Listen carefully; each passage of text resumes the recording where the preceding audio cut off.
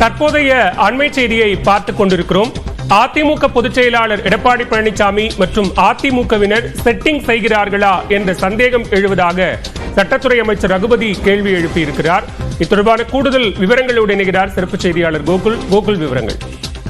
சட்டத்துறை அமைச்சர் ரகுபதி எக்ஸலத்தில் ஒரு பதிவிட்டிருக்கார். குறிப்பாக பாம் வைப்பதும் நானே எடுப்பதும் நானே என்ற கணக்கில் அவசரமாக எடப்பாடி ட்வீட் செய்வதும் அதனை அதிமுகவினர் பரப்புவதும் குற்றவாளி அதிமுக தான் என்ற உண்மை வெளியானவுடன் அமைதி காப்பதும் என ஒரே பேட்டர்ன் தான் என்று எக்ஸலத்தில் அமைச்சர் ரகுபதி ஒரு குற்றச்சாட்டை முன்வைத்திருக்கிறார்.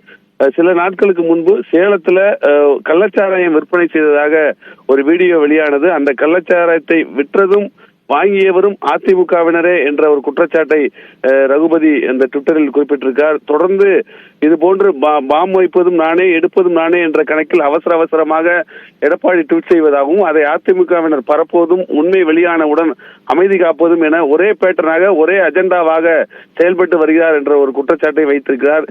எதிர்க்கட்சி தலைவர் என்பது அரசியலில் முக்கியமான பொறுப்பு என்றும், ஆனால் சொந்த கட்சியினர் ஒரு குற்றத்தில் ஈடுபட்டது தெரிய வந்தால் உடனே அரசை குறை கூறி ஒரு அறிக்கையை வெளியிட்டு அந்த சம்பவத்தை திசை மாற்றி மக்களை குழப்பும் முனையைத்தான் எடப்பாடி செய்து வருகிறார் என்று ஒரு குற்றச்சாட்டை வைத்திருக்கிறார். ஒருவேளை செட்டிங் செய்கிறார்களோ என்ற சந்தேகம் வருவதாகவும் அவர் குறிப்பிட்டிருக்கிறார்.